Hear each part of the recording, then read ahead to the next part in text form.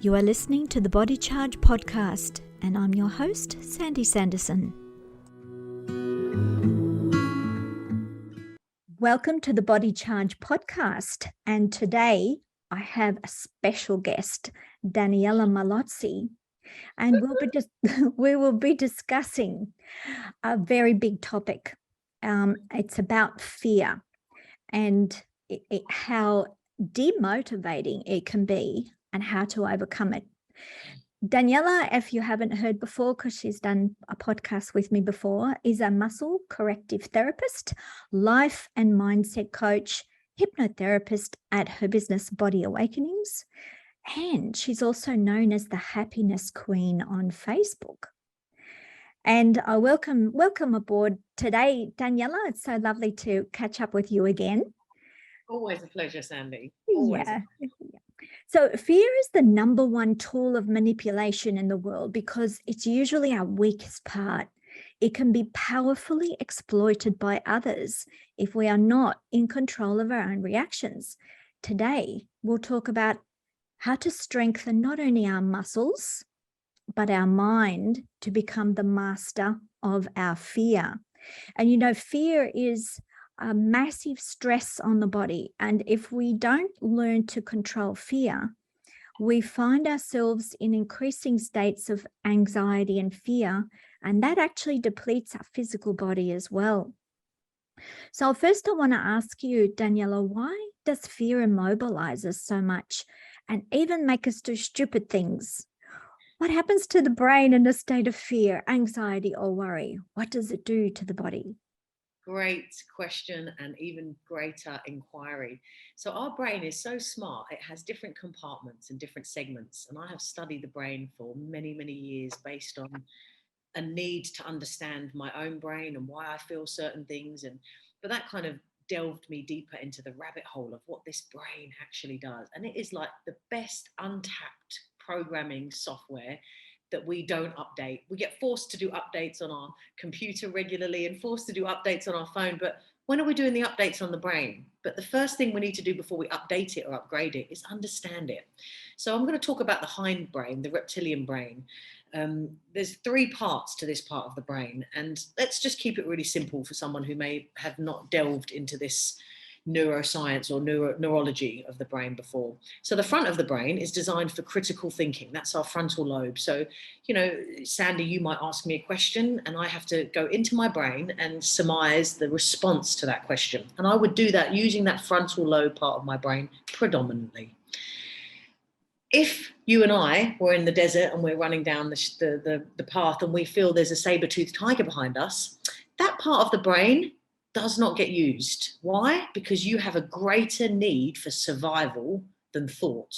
So in that moment, we are so fearful of that creature running at us that our brain utilizes more physical energy than mental energy. And what that means is it bypasses when we're in fear, when we're confused, when we're overwhelmed, overloaded, same principle, it overrides the critical thinking part of the brain, goes into the primitive reptilian part, which, as it says, reptilian it's almost like a reactive part. Fight or flight. Fight or flight. What happens when we're in fear? We don't think properly and we don't react according to a higher level of consciousness. We react to a primitive response to fear. Now, unfortunately, because most of us are late, we're rushing, we've got kids, we've got problems with work, we've got money problems, we've got virus, pandemics, whatever you want to look at as your stress receptors. It's like we've got the saber-toothed tiger running after us every single day. The body is in constant fight or flight. Now, you know what that does to even just the basic levels of minerals in the body. Yes. That's the simplest explanation I can give. You don't think properly when you're afraid. Yeah, in fight or flight, the body is pumping a lot of adrenaline, and that adrenaline pushes calcium into the muscles and pushes magnesium out, calcium in. The calcium is the squeezing muscle. It squeezes everything. So it gives us the muscle activity that we need to bolt, to run away from danger. But then you need to rest and digest. When the danger's past, you need to be able to sit and relax. And then the magnesium comes back in, pushes the calcium out, and the muscles can relax and flex again. And the circulation is restored. And, we have to be in that rest state to be able to get to sleep and have a deep and restful sleep. And if you can't actually move out of that, so that's the when you're in, the rest and digest is parasympathetic, and the fight or flight is the sympathetic mode. If you can't switch to the rest and digest, then you're churning through a lot of magnesium and you don't actually have a time to do the housekeeping. So during deep sleep and rest is when your body cleans itself out, detoxes from the activity of the day, which produces, acidic byproducts. And if you have a deep sleep, you wake up more refreshed the next day. You're ready to get out there, confident, active, your brain's firing on all cylinders and you're clear thinking and everything's working the way it should be. However, a lot of people today are finding themselves not in that situation because they're very, very depleted in magnesium because they've been under chronic stress or traumas for way too long and have not replenished. And I think that there are many researchers that are commenting that people feel more stressed when magnesium gets low just because it's a magnesium deficiency that causes that state. So the lower the magnesium, the more fragile we become, the more prone to fear and anxiety, the more easily stressed from the slightest little provocation. Feel better, they consume sugar, which then alters and affects the magnesium breakdown of the insulin pancreas interaction relationship. Magnesium is required in that breakdown of sugar, which many people don't know. So what happens? We're craving energy, but we don't have the best access to that sometimes mentally. We grab the sugar, then we deplete of even more magnesium. So it's a catch-22. It's a quick fix.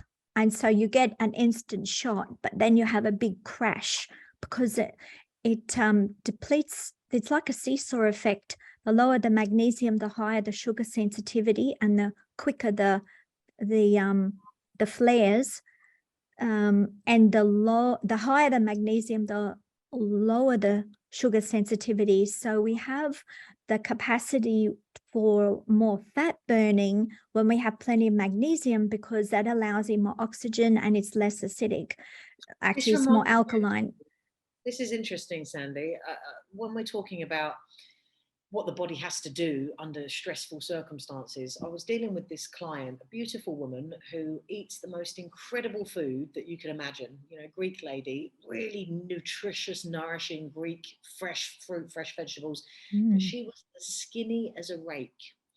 And she was not absorbing the nutrients because her personal life was so inflamed, so inflammatory, that her body was so busy in trying to the receptors of her body were so busy trying to deal with the stress, they weren't absorbing all of the nutrients.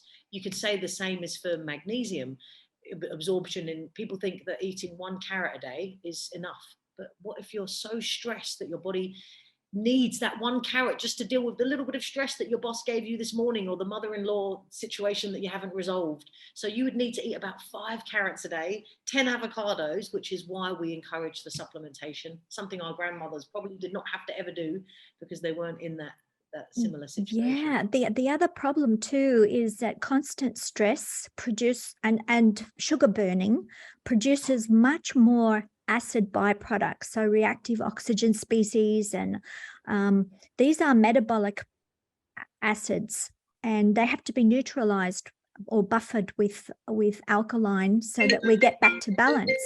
Yeah. So it's a question of always trying to get back to balance. Now, some people have a big issue with rebalancing their pH. And so the acids actually wear us down. They dissolve us over time. They dissolve proteins. So you'll see people with thinner skin, more fragile bones. Everything starts to become compromised and not strong. But if you have the right minerals in the body, particularly magnesium, it strengthens all the collagen structures. Your bones, skin, hair, teeth, nails, everything gets stronger as you reload with magnesium. And the more you push your body, including athletes, mind you, that overtrain can get into this acidic state where it also depresses the immune system. You know, they can start to catch every cold that's out there if the immune system's not working because they're low on magnesium because they've overstressed their body. So you could be a shift worker, you could have any kind of stress in the body. But we digress a little bit because fear is a particular kind of stress, isn't it? Fear is more it's false evidence appearing real. So it's really a fiction created by the mind, which is so fascinating because if, let's say there's a predator type of person out there wanting to con you into something, one of the main tactics they would use is to see where your hot buttons of fear are, what's going to, what you are most afraid of. Afraid of being alone, afraid of losing money, afraid of success. Some people are even afraid of achieving things. You know, all sorts of reasons why. I started to make a list the other day of all the possible things we could be afraid of. You know, afraid of what other people think. I mean, you could just have an infinite list of fears, couldn't you? But really, when you analyze them, none of those things that we are afraid of actually become realized. So we can look at it as a fiction. And if we learn to master the fear and walk through whatever that imagination conjures up, we'll look back and go, oh, that wasn't so bad after all. And that's the building of confidence. So I know you as a life coach, one of the main things that you do with your clients is help to build the confidence. And you're a keen perceiver of people's weak links in their chain, which is, what are you afraid of? And let's conquer that. Let's make you a master. Sandy, do you know what I'm better at? More than seeing their weak link, I pride myself on the skill of seeing people's not only potential, but seeing their highest self. Because I've trained myself to see that in everyone. I've trained myself to see that in myself for 20 years now, 10 years personally and 10 years professionally. And what does that mean? That means that when you look at someone in a particular way, it's easy for them to sit in that space. Easy, because you're already seeing it. So the law of physics say that what you vibrate at energetically will create an electromagnetic field of vibrational harmony, which means if you're vibrating at a certain frequency, like let's say a lower level, emotion, fear, anger, hatred, shame, blame, guilt, grief, if you're vibrating at that frequency, it's a constricting energy, which means that things just feel a little bit difficult during the day. But what tends to happen is, because you're so constricted, you don't feel good. So then it's this perpetuating cycle of, I don't feel good, I end up needing more magnesium, I need more good foods. So I pride myself on seeing the best in people so that I can teach them to see the same. Because the opposite of fear, in my experience, is faith. And most people don't have enough faith in their own human body. This human body is a bloody miracle, absolute, incredulous miracle. And all I have to do is help people to really understand the language of their mind and their body, realize how precious this gift is that they've been given from the day they were born. They didn't have to ask for anything. They were just given a heart, given these organs, these 7 vital functions in their body. So I get really excited when somebody comes to me and, with all due respect, they're in physical discomfort, they're in mental discomfort. I get excited because I look at them and I think, oh my gosh, this poor human, they've been playing their game at like 20 to 40%. And I've got my own cheat codes for my game. So I'm just going to help them press some different buttons on their remote control, because life is a game. You're either going to have a fun game or not. And fear is constricting. Faith is expanding. When we understand that on a visceral level, on a physical level, and on a physics level, why would you ever allow yourself to have a negative thought for long? It takes about 20 seconds for a negative thought to take form, or any thought to take form. If you truly know that, and you have 60 to 80,000 thoughts a day, and somebody explains to you the logic behind your thinking, do you think that a person may take a bit more time to manage their thinking? Do you think they might take a bit more time to work out what this thing is inside of their head? Yes, so there's different types of fear, and fear is not necessarily a bad thing. I mean, it can save us from the lions and the tigers, but it's a question of controlling it and being the master over the fear, isn't it? So you mentioned the prefrontal lobe, so that's where we have, you know, thinking and logic, and we work things out and we reason. And when we're in fear and all the blood rushes to the limbic system, there's not enough resource available for thinking, should I go this way or that way? So I think to overcome fear, one of the strategies that worked well for me is to prepare for something. If I'm afraid of let's say I'm going to give a presentation or a public speech, and you know I really need to prepare. I have to get my notes in order and make sure that I've got everything correct, and so then I feel more confident to go out there. So, and it might be preparing for a race. If you're an athlete, you know, the better preparation you do, the more confidence you have. And the confidence comes from truth in knowing something to be true about yourself. And I think this is hitting on the core aspect of how to overcome fear. The more you know yourself and what is true, the less, I mean, you still have fear. I don't think you can get rid of it altogether, but the more you are able to funnel it and control it, and I want to talk on that, something that you said that was really powerful. make it do what you want. The preparation that you said, I really want to talk about that. So I've done so much research into the scientific backup of everything that I say that appears to be spiritual, so much, because I like to deal with both types of people that are very open-minded and people who are quite closed-minded. And I need to have the science for them and the spirit for them. So that's given me a really lovely balance. There are so many athletes who weren't able to physically train due to injury, but refused to give up on their Olympic dreams. So they brought in these professionals who encouraged and educated them to train just through their mind. So this is something that is a really useful thing. Remember we said about it takes how many seconds before a thought takes form? 20 seconds. So if you can create so much strength in your brain that an event has already happened, then your body believes it's already happened. That means your body's taken on the signature vibration of that feeling. Then, just like when you've watched a movie, you've tricked your body into believing that thing's real. So when it comes to the actual event, your brain's already rehearsed how you want it to go. So you don't imagine all the things that could go wrong. And if you do, then you imagine the response to things going wrong, which feels right.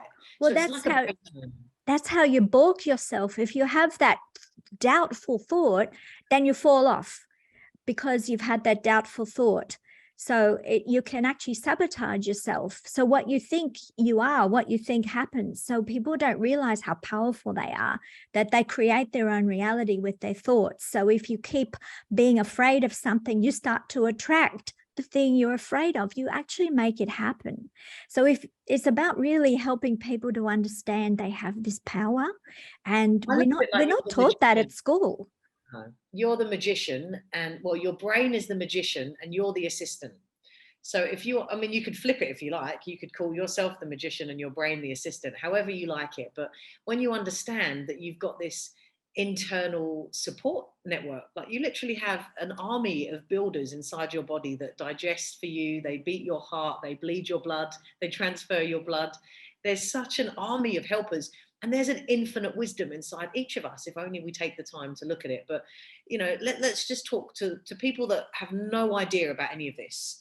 Let's just keep it really simple. Fear is really necessary for certain aspects of life. But when prolonged, like through media sources, like through perpetual health fears, like through unresolved family issues that continually exacerbate and unresolved, never having a break from it. Yeah. You don't move. If you don't resolve your past, you can't move forward. You just can't. It's like a leaky tap energy constantly. So how do we resolve something with a family member that's not capable or able or even alive? Or maybe they've adopted something from childhood, which is a negative belief about themselves, and it's always a stumbling block. And you know how you can understand a theory of something or intellectually understand something, but then emotionally the opposite thing happens. You can't get over that emotional hurdle because that's such a deep experience that was ingrained from a long time ago, that people find it hard to get over that. And it's frustrating for them because they know what's happening, but they just don't know the technique or how. When you say to have faith, sometimes it helps to have someone else look at you from the outside in, which is what I found very helpful over time. When I didn't believe myself, someone outside of me said, but you can do that. I think you can do it. It would be easy for you. Just go ahead and do it. And people that I look up to and respected, like my university lecturers or very influential people in my life, when they said I could do something, suddenly I stood taller and I did it. And I really surprised myself. And I thought, why does it take someone else to tell me I can do it and then I can do it? How does that happen? Well, that's interesting. I remember when I had a very confronting moment in Cambodia. I was attacked by a gorilla and I was, pretty stuck. There was no monetary access and I was on my own there. And I remember I read Feel the Fear and Do It Anyway. I don't know if it was a book or something, but I didn't have much internet access. And I remember the thought of, I can either face this fear and run, or I can just be I can be paralyzed by this feeling, or I can move through it. And my brother actually said something to me. He said, if you leave now without completing, I was only there for 4 days. It was the most incredibly confronting 4 days. He said, if you leave now, you'll never cement that feeling inside of yourself. You won't be happy with yourself.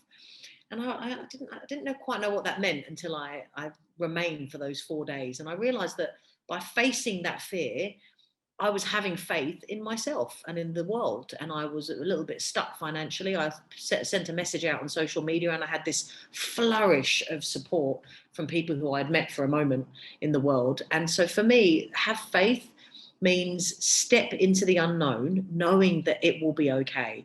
Trust that your brain works for you, even if you don't know how. There's books to teach you, there's therapists to remind you, there's university educators. And meditation helps a lot. But meditation is the most confronting thing a human being can do. I've been promoting meditation for years. The amount of people that say, I can't meditate. So this is what I say now. Meditation is becoming familiar with yourself. Of course, that's confronting. You've been running away from yourself all your life.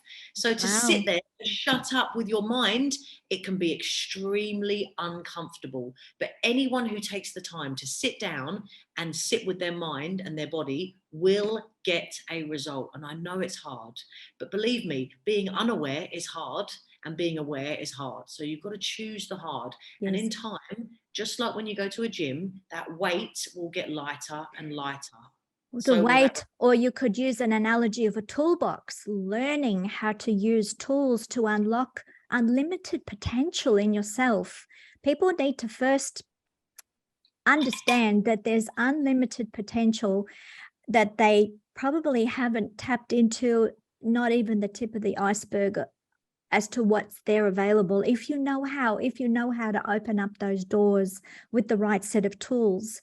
So magical, Sandy. It's magical. Like, I manifested the man of my dreams from meditation. I've manifested a property against all odds, being on my own in a new country. Like, I have manifested so many things through. So I have different meditations. Some are just pure silence, some are manifestational.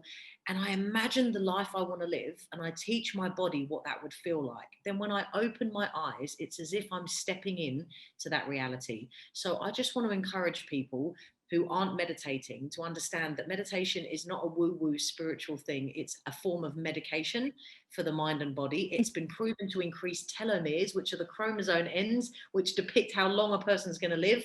But more importantly, it allows the body to go into the parasympathetic nervous system, which naturally allows the body to be at its baseline state. And then your body has wisdom. The body has wisdom. So I find meditation a way of consulting my wise body self as to what it needs, and to move into a sense of really deep rest, into the center point, the center of the storm. So we live in a house with a lot of people, and there's noise and kids and people coming and going. But when I need to, I'll just sit there in my little quiet center of the storm and rest and recover. And so it's a tool, it's a technique you learn. You don't automatically know it. It helps if you have some training. And it gives people half a second reaction time. I liken this to the days that I don't meditate, which are very rare these days. But those days where I don't meditate, I'm more likely to have an egoic reaction on the road when someone cuts me up. I'm more likely to be inflamed when all the traffic lights are red and I go, wow, I'm really annoyed today. What's wrong with me? That's just missing one morning of meditation. That shows how much mindfulness we really require. And the days I meditate, I have half a second to manage that reaction and say, red lights, let me express some gratitude. Person's cut me up, send them love. They must be in difficult circumstances to do that. That's what meditation does. A lot more focus in the mind, quick reactions. And also it's a difference in brain waves. So there's been a lot of research in this area. So when you meditate, you're moving into alpha brain waves more often. I mean, you can go deeper, but you might fall asleep. But in that waking state, it's usually alpha brain waves. And why I say sit up to meditate. Don't lie down. Body. But when you're in that traffic and you haven't meditated, keep going, alpha brainwave state still. Then you're in beta when you're in that staccato and you can't shut down, and it's misfiring in all directions. When else are we in beta brainwaves? Let's talk about that. Radio, listening to the radio, watching the news, TV, and in fear, states of fear. So be careful of how much fear porn you absorb from the media, because that's not good for you at all. So be disciplined. Yes. Yes, Sandy. And you know what a beautiful journey. Imagine if we taught this at school. Well, yeah, it would be a very different world. But it will be one day, I'm sure. We'll get there eventually. I meditate that. I manifest that kind of a school. But imagine if you just took a moment. It is happening. To imagine, exactly. Imagine that you took a moment to understand what is happening in between these two ears. That is going to be the greatest gift that I think a human being can give themselves, is to understand how they think, how they feel. If you understand that, you're more likely to be able to better manage it and control it. And life is much more fun when you love the body you're in and the mind that you are stuck with for this period of time. So you may as well learn to love it. Yes, make the best of this game of life. So we're going to do a few more podcasts coming up in the future. I'm so excited because it'll be a really good series of self-development type podcasts. And so if you need to connect with Daniela, would you like to advise people of how they can find you? Yes. So I'm no longer at Body Awakening Studio, so you can cross that one off that introduction list, Sandy. I'm no longer there. I work from Engadine in the Sutherland Shire. I do online sessions in Sydney. I do online sessions. I do international sessions, coaching sessions with people in different countries via Zoom.